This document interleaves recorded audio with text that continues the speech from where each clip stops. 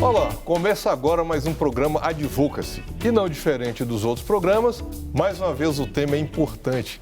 Nós vamos falar sobre o processamento de impeachment de ministros do STF.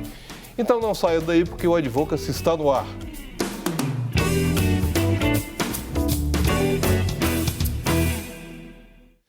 No Brasil, podem ser cassados o presidente da República, ministros dos tribunais superiores, o procurador-geral da República, além de governadores, prefeitos e membros do Legislativo. Para aprofundarmos mais sobre o assunto, eu recebo no Advocacy o doutor Felipe Almeida, que é chefe de gabinete, advogado e professor. Doutor, obrigado por estar aqui conosco nesse programa, tratando desse tema que está na pauta, né? Está hoje o Brasil inteiro comentando. Sem dúvida alguma, é uma grande satisfação. Muito obrigado pelo convite e à disposição, uma satisfação muito grande estar com toda a equipe da TV, estar aqui no programa Advocacy. Obrigado, vamos prazer seguir nosso. À disposição. Lembrando que o doutor Felipe também tem formação em Direito Público, né, pós-graduação, tem mestre em Direito e é professor, né? Exatamente. Tenho mestrado em Direito, né? Me especializei em processo e sou professor também. Eita, é muita coisa? Graças a Deus. O desafio ser professor é muita coisa, né? Todos, né, são grandes desafios, né? Eu costumo dizer que neste momento de tanta mudança no direito e às vezes um pouco sem referência na própria lei, como é que os professores de graduação estão fazendo com seus alunos, né? Para falar sobre o direito. Mas vamos falar um pouquinho sobre isso aqui na nossa conversa, doutor? Vamos lá. E hoje nós temos na pauta, no momento, que é a discussão do impeachment do ministro Alexandre de Moraes, que foi pedido pelo presidente da República. Não somente isso, mas há 30 outros pedidos de impeachment do mesmo ministro na mesa do presidente do Senado, né? E uma delas de um jornalista que tem uma posição bem assim, assertiva, bem acentuada, e que ele conseguiu juntar, eu acho que de 3 a 4 milhões de assinaturas eletrônicas nesse pedido que está lá na mesa do presidente do Senado, o senador Rodrigo Pacheco, nosso conterrâneo, né? Nosso conterrâneo não. Na verdade, o senador Rodrigo Pacheco tem toda a vida dele, inclusive profissional e etc. em Minas, mas ele é de Rondônia, senão isso não diminui em nada. É porque eu ia falar aqui que o senador é nosso conterrâneo, mas ele é mineiro, de ter abraçado e chegado muito cedo aqui. Mas só para concluir, então há vários pedidos, 30 aproximadamente, lá. E eu começaria perguntando, inicialmente, há um prazo para o presidente do Senado apreciar esses pedidos, seja indeferindo, colocando na mesa, na pauta ou não? Bom, inicialmente não, né? Não há prazo para que ele coloque, né? Isso entra dentro da discricionariedade, né, do presidente da casa, né? É o que costumeiramente acontece no processo legislativo em geral, né? As pautas das reuniões vão de acordo com as decisões tanto do presidente como se delibera, em alguns casos, com a mesa. Então, dentro do regimento, não há prazo específico para que se coloque isso em pauta. Tanto é que nós temos esse volume, né, considerável de pedidos. Houve, de ministros do Supremo, aproximadamente... nunca se teve tanto, né? É um ponto muito, muito ímpar que nós estamos passando. E, curiosamente, desses, nós tivemos um recente. Isso mostra que os tantos outros que se encontram, né, eles vão aguardar realmente a discricionariedade do presidente para a pauta. Lembrando que a pauta das casas legislativas, o presidente em geral, o senhor acabou de mencionar, e neste caso, mas em geral o presidente delibera, normalmente ele consulta a mesa e etc., mas é da discricionariedade, ou seja, o presidente coloca um assunto na pauta quando ele quiser. Na verdade, é isso, né? A exemplo também, mesmo tendo o regimento, quem faz a pauta de julgamentos do pleno do STF é o presidente que coloca o que ele entende que é o momento de colocar, né? Exatamente. Essa parte, assim, né, fazendo aí o comparativo com ocorre com as demais matérias do Legislativo, vai realmente de acordo com a discricionariedade dele. O que mostra, por exemplo, o volume e o que mostra, por exemplo, como acompanhamos, né, digamos, uma cobrança da sociedade, o que gera uma cobrança da imprensa, o que gera uma cobrança geral, sobretudo quando há matérias delicadas e que nós percebemos, né, que se busca aí uma cobrança para se pautar, exatamente por isso, né, porque a pauta vai exatamente nesse espaço de deliberação que detém o presidente.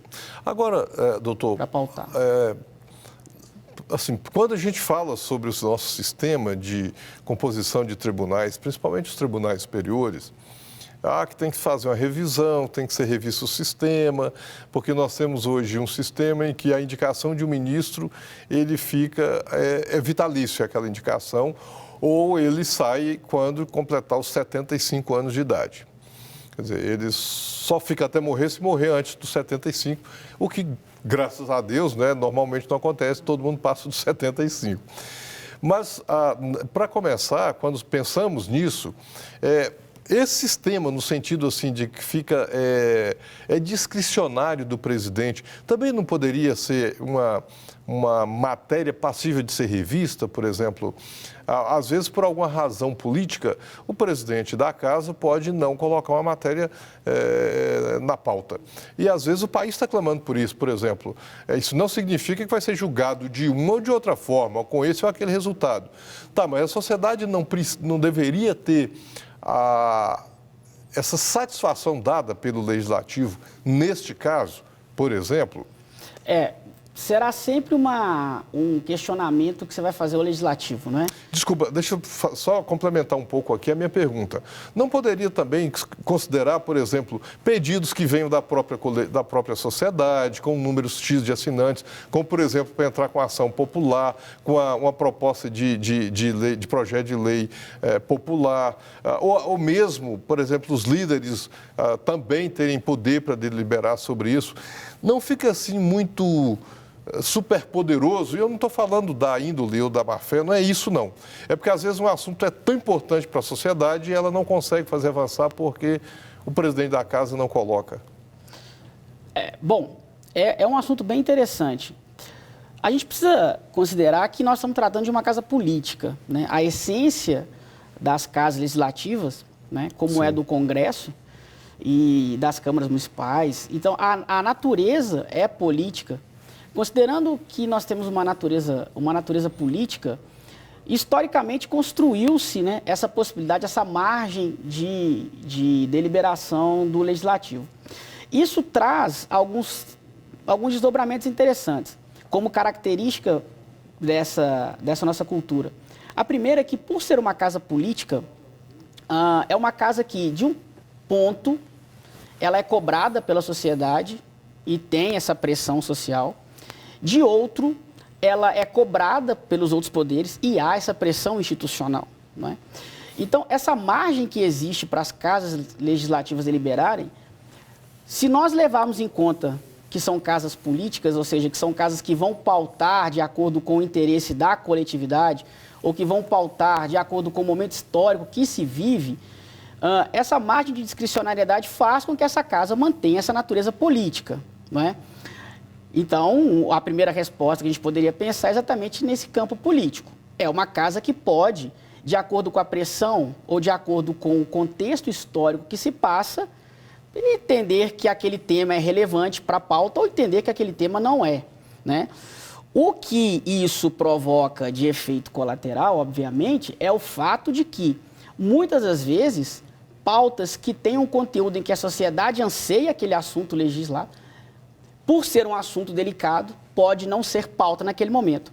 Exemplo, é muito comum que pautas polêmicas não sejam colocadas, por exemplo, em períodos eleitorais. Exatamente por quê? Porque as bases eleitorais podem ser afetadas de acordo com a votação do seu parlamentar naquele período. Isso é alguma coisa momentânea também, né? Assim. Talvez isso possa ser uma boa explicação para que haja essa discricionariedade. Então, essa discricionariedade, ela decorre exatamente da natureza política da casa, Entendi. né? Ela se torna menos engessada do ponto de vista político. Agora, doutor, no caso, por exemplo, um processo de impeachment de um ministro, tem prazo para isso, para esse processo começar e acabar? Porque, evidentemente, isso vai seguir o regimento interno da casa. Tem prazo? No contexto do impeachment, do processo de impeachment, haverá prazo. Por quê? Porque nós estamos tratando de um procedimento. Considerando que nós temos um procedimento, nós teremos etapas, né? Então, é claro que nesse contexto, uma vez aceita a denúncia, é claro que ela vai passar por um processo que nós temos e poderemos considerar tanto dentro dos regimentos internos e poderemos considerar tanto da lei de impeachment, da 1079, não é? Ou seja, uma vez feita a denúncia e uma vez acatada, ela passa agora a um rito. Então, é natural que dentro de procedimentos, né, e aqui nós temos, na verdade, um processo, porque nós temos ele com defesa, não é? Então, nós consideramos que é um processo, mas, nesse caso, sim, porque a defesa terá prazo, terei prazo para relatórios, terei prazo para apreciação e terei prazo para julgamento. Isso, a rigor, assim, por alto, quanto tempo o senhor acha que duraria esse processo? Entre 30 a 60 dias. Entre 30 a 60 dias. Tanto é que a primeira contagem, por exemplo, no processo de impeachment é em horas, não é? Ele começa com 48 horas para a comissão especial, que tem 10 dias. Então, aí nós passamos a ter um processo colocado, não é? Então, nós temos, então, um período de discricionariedade que é pautar, mas uma vez pautado, ou seja, uma vez acatada, ela passa, sim, a obedecer um processo, né? Um rito para seu desdobramento. Agora, doutor, nós estamos chegando aqui no finalzinho desse bloco. Já teve algum caso, assim, de pedido de impeachment de ministro do STF? De ministro do STF, não, né? Então é o primeiro... Por isso que está gerando tanta polêmica, assim, né? Não teve um caso anterior. Sem dúvida. Se nós pegarmos um recorte, vamos fazer um recorte, né, do nosso segundo período democrático, né? 38 para cá, é o primeiro, fazendo o recorte. Não teve, mas se nós recortarmos a partir do momento democrático, sem dúvida alguma justifica isso, porque é o primeiro. O senhor mencionou que nessa parte segunda, digamos assim, da democracia no Brasil, e às vezes eu pergunto, nós temos mesmo assim, esse espírito de democracia no Brasil? É realmente a primeira vez, né? Não teve outro caso? Não teve. Não, é o primeiro registro. É o primeiro registro de impeachment. Agora, o que é que levou a um número tão grande de pedidos de impeachment de um ministro especificamente, já que é a primeira vez e é de um ministro? Bom, houve um contexto, né, para que acontecesse da forma que nós temos percebido. Tudo começa com a questão do TSE, né? E que, num dado momento, foi recente, né? Ele resolve, diante de informações, instaurar, ou determinar, na verdade, o inquérito, que é o inquérito que a gente conhece da fake news, e um processo administrativo... Pejorativamente chamado de inquérito do fim do mundo. Inquérito do fim do mundo, e porque né, as fake news, né, se tornaram aí uma ameaça geral, né, mas, de qualquer maneira, vai ao STF uma solicitação de abertura de processo administrativo em desfavor do presidente da República por uma live que foi feita quando havia aquele questionamento um pouco mais incisivo em relação ao voto impresso, né? Então, tudo começa aí. Acontece que, quando essa solicitação de processo administrativo para apuração das informações sobre a votação, sobre a urna e o voto impresso chega ao STF, é designado o Alexandre de Moraes. O Alexandre de Moraes é designado pelo presidente conforme o regimento interno do STF possibilita, e dessa designação gera, então, um debate, gera uma discussão. Qual a discussão? Nós sabemos que o TSE é composto por 7 ministros, não é? 3 do STF, 2 do STJ e 2 juristas, né? Biênio podendo ser renovado. Dos 3 ministros do STF, o Alexandre de Moraes está no TSE.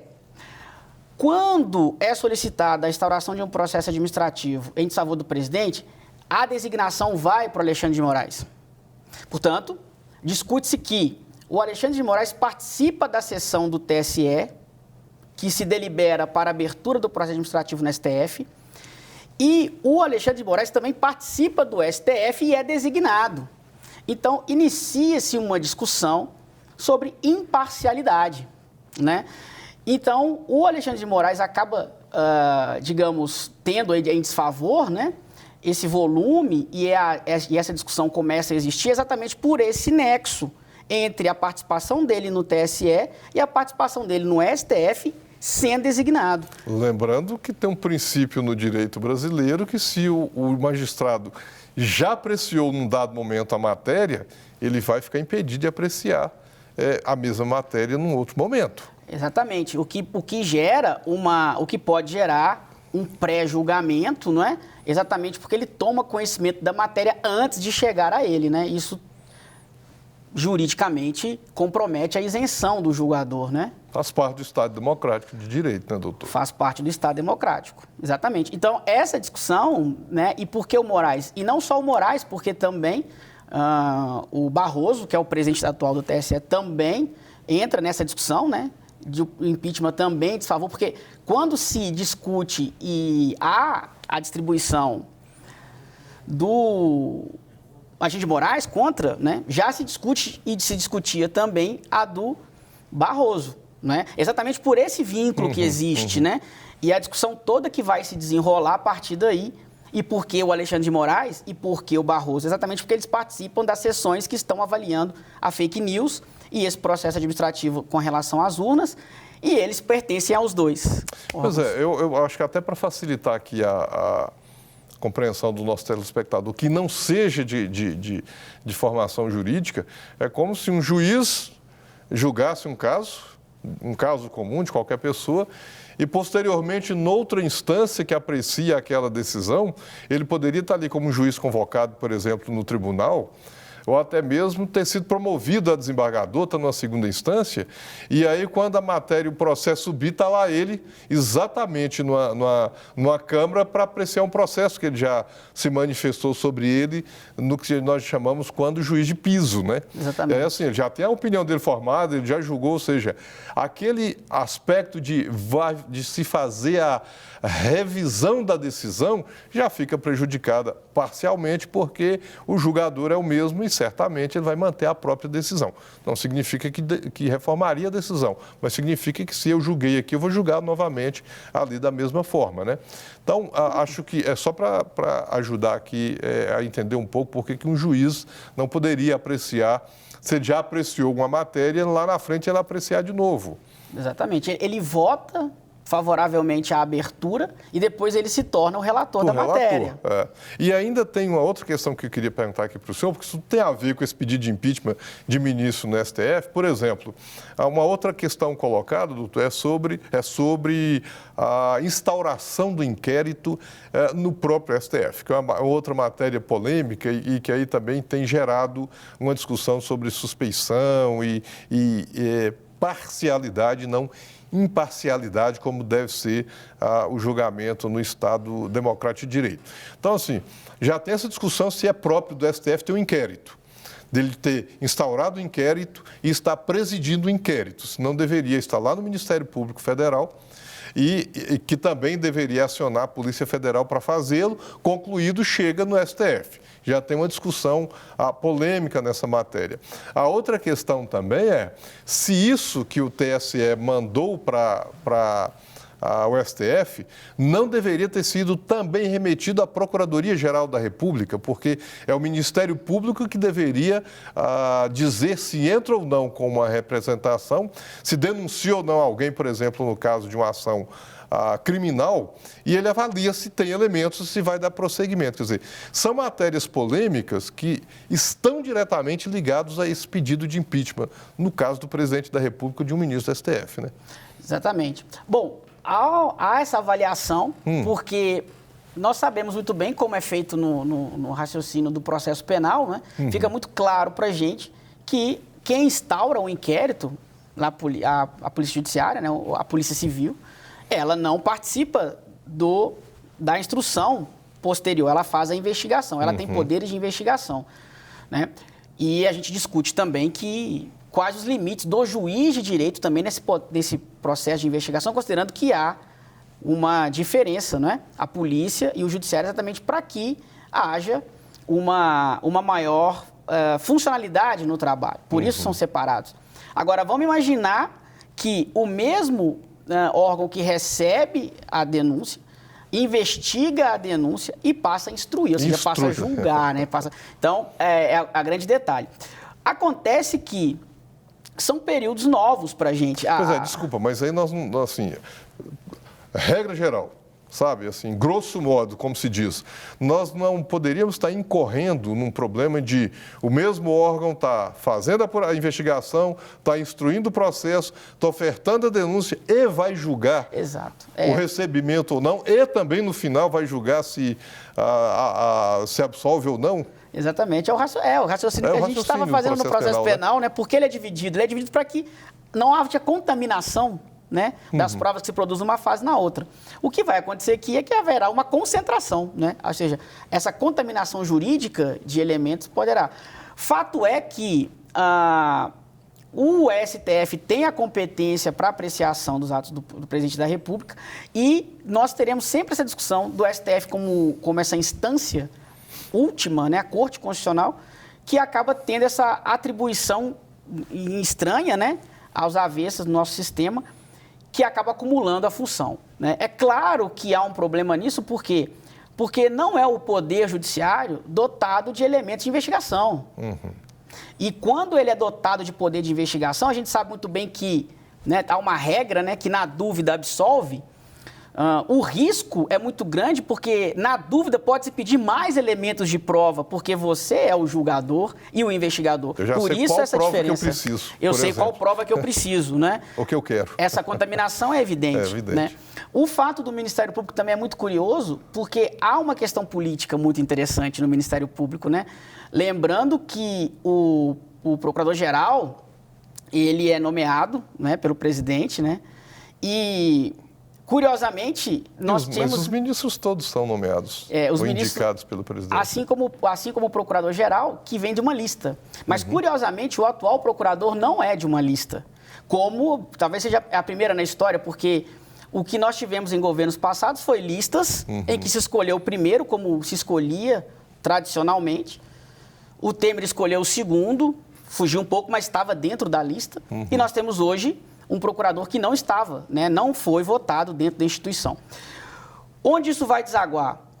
Da decisão do Procurador-Geral da República de arquivamento, por exemplo, não cabe nenhum recurso institucional interno. Ou seja, ele tem a possibilidade de arquivar o que chegar nele.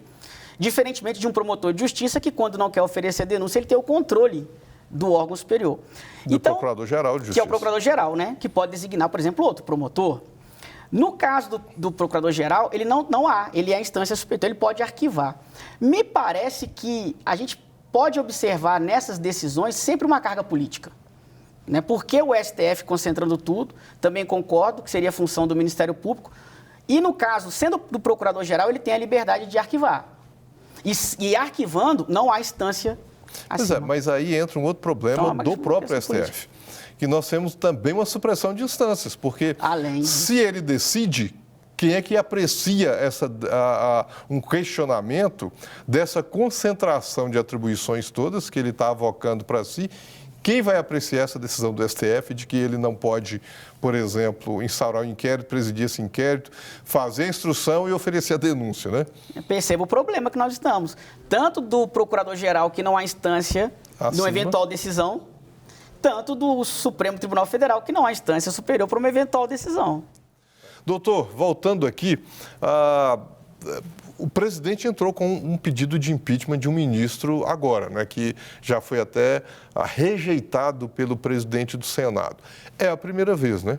É a primeira vez. Mas tem outros pedidos, assim, o que é que tem motivado esse pedido de impeachment? Até porque, se não me falha a memória, do presidente não foi o primeiro, né? Já tinha pedidos anteriores ao do presidente da República. Sim, do presidente é o primeiro, de fato.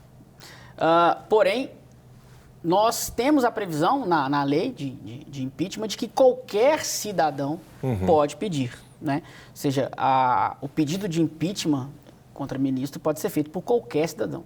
Nessa medida, nós temos diversos outros, né? Tem algum critério para isso? Ou qualquer pessoa pode, vou pedir o impeachment de um ministro do STF e manda uma carta lá para o presidente do Senado. É assim ou precisa ter algum elemento? Não. Bom, segundo a legislação, né, esse cidadão que vai pedir, ele precisa, primeiro, ele vai juntar a documentação pessoal dele. Essa documentação pessoal deve ser devidamente reconhecida em cartório, não é necessário. Além disso, ele tem que demonstrar, né, não dá para fazer isso por uma carta, ele precisa direcionar uma peça, né, uma petição, narrando os fatos e fundamentos.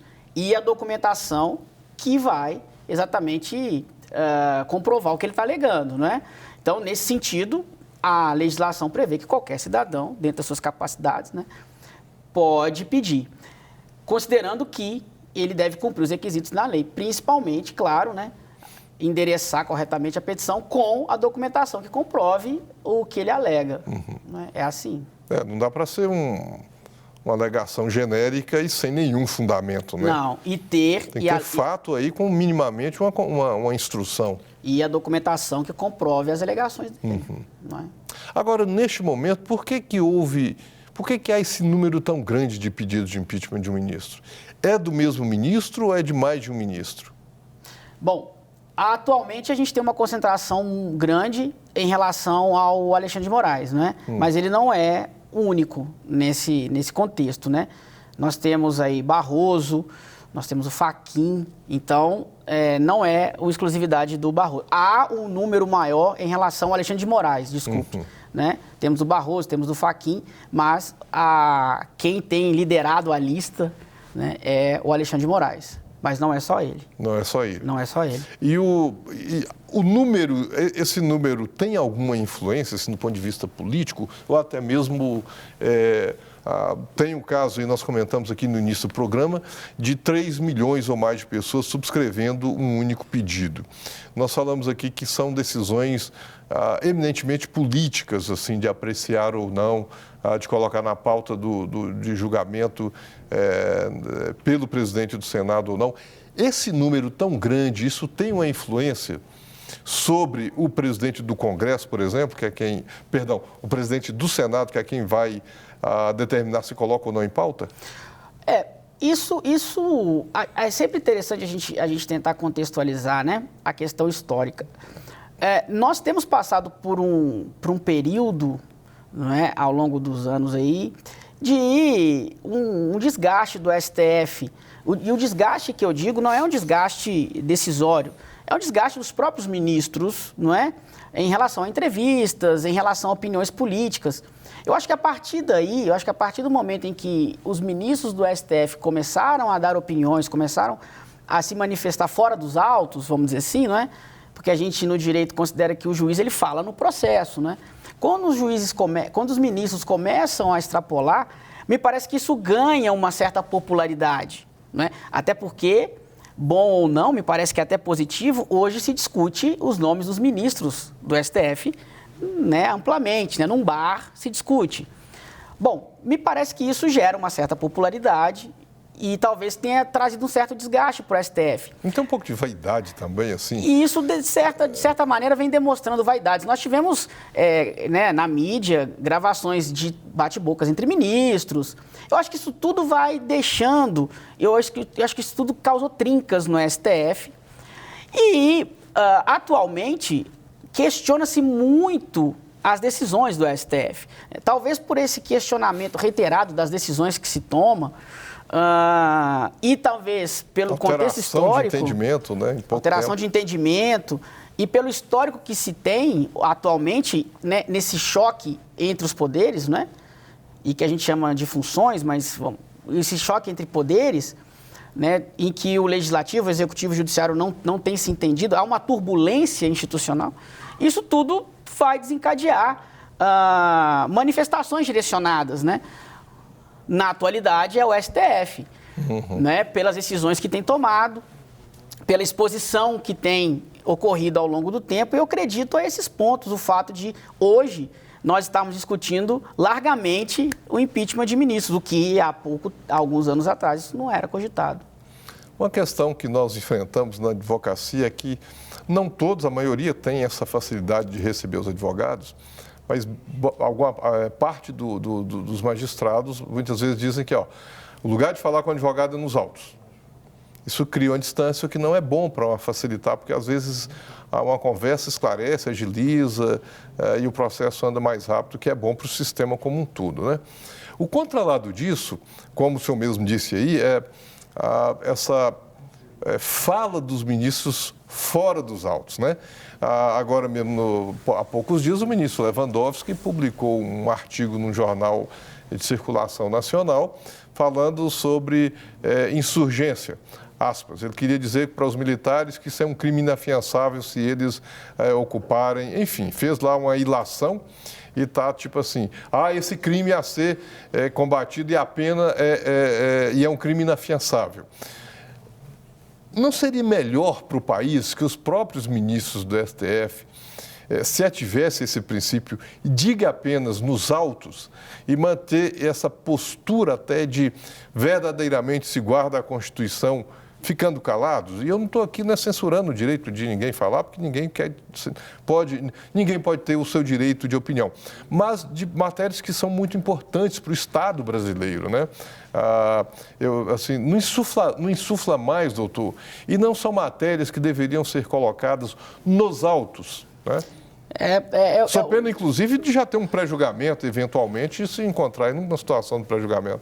Exatamente. O que é um dos fatores, inclusive, que sustenta a petição do presidente da República nesse processo recente de impeachment contra o Alexandre de Moraes. Exatamente a questão da suspeição, não é?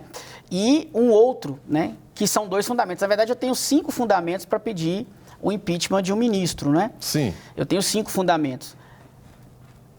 Reformar a decisão sem ser por grau recursal, ausência de dignidade e decoro, que são conceitos muito abertos, né? Atividade político-partidária, suspeição, né? São pontos. Então, veja, e a desídia, ser desidioso, ser lento, são 5. A fundamentação é... Que por si só já talvez pegaria muita gente, né? Eu acho que... né? Fica com os processos abertados. Então, a suspeição e a falta de dignidade e decoro. Se nós tentarmos trabalhar o que seria dignidade e decoro para um ministro, né? Falta de dignidade, falta de decoro, talvez seja, possivelmente, essa exposição de pré-julgar fora dos autos, né? As características de cortes constitucionais, né? Por exemplo, em outros países, é que nós vemos que o ministro, né, os ministros da Corte Constitucional, eles não dão entrevista como aqui, não se expõem como aqui, né? Eles não têm essa ideia de serem astros constitucionais, né? Vamos dizer assim. Há uma função mais contida. Por quê? Porque a Corte Constitucional ela tem a função de ser o último a falar, é o último a interpretar a Constituição. Ele guarda a Constituição. Né? Então, essa fala desenfreada, eu acho que essa manifestação... Esse ativismo também, esse ativismo, isso tudo gera, e está aí a comprovação, um desgaste da corte, né? E isso gera problemas em respeitabilidade da própria sociedade com a corte, né? Quer dizer, uma corte constitucional em que os ministros debatem de uma maneira um pouco, né, fora do que a gente espera, desrespeitosa, né? Desrespeitosa.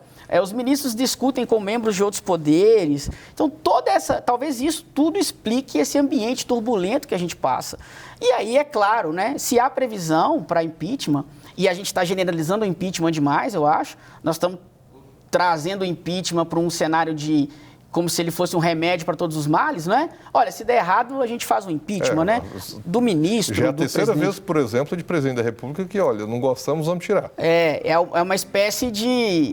Nós estamos copiando o recall, né? Que é aquela possibilidade de você votar para tirar, né? Só que por meio de um procedimento, de um processo que pressupõe infração política administrativa. É sério. Quer dizer, a gente está dizendo que o ministro cometeu uma infração política administrativa, a gente está dizendo que um presidente cometeu uma infração, que tem uma parte criminal e tem uma parte política, né? Agora, o senhor está falando que tem uma parte criminal e uma parte política. Caso haja o impeachment de um ministro, ele perde quais direitos? Assim, só para a gente encerrar aqui o nosso programa, o senhor falou aí dos 5 critérios a ser observados, e em havendo impeachment, ele só perde o cargo ou ele perde mais algum direito? A partir da denúncia, uma vez aceita a denúncia e feito o processo de impeachment, ele se afasta, ele tem a redução de 1/3 dos vencimentos dele e pode ter consequências penais, né, advindas disso. Ao final, ele é afastado definitivamente do cargo e pode se tornar inelegível por 8 anos, ou seja, ele perde a condição de disputar eleições ou ter mandatos eletivos durante 8 anos. E pode responder eventualmente se tiver elementos civis ou criminais, se for o caso. Sem dúvida alguma, ele ainda pode responder criminalmente por alguma prática criminal apurada durante aquele processo. Acho que nós ainda vamos ter um momento bem turbulento, ele não vai, ao visto, passar logo, né? Assim, porque, como nós temos dito, havia uma harmonização neste momento, uma pacificação, acho que é um horizonte que não está, ou pelo menos não nos parece tão próximo, né, doutor? O conflito chegou a patamares bem elevados, né? As instituições não têm se entendido bem, aquela questão da harmonia e independência dos poderes não tem sido tão bem respeitada aqui no Brasil, vamos dizer assim, né? Os poderes estão disputando mais quem manda mais ou quem decide mais do que propriamente quem faz a sua função típica melhor, que é julgar, produzir leis e fiscalizar e administrar. E governar, né? E governar. Que é o que está na Constituição. Que é o que está na Constituição, né? Doutor Felipe, obrigado. Eu que agradeço. Pela participação do senhor aqui, por esse tema tão polêmico e atual e essa conversa tão esclarecedora e leve aqui sobre esse assunto. Obrigado pela presença do senhor aqui conosco, viu? Eu que agradeço. É uma satisfação muito grande ter participado. Agradeço demais o convite. E, bom, sem dúvida alguma, foi um bate-papo muito tranquilo, muito bom, né? E a gente se mantém à disposição. Muito obrigado. Obrigado, senhor. O nosso programa chega ao fim. Espero termos esclarecido todos os questionamentos, na maioria deles, sobre esse assunto. E nós contamos com você em nosso próximo Advocacy. Até lá.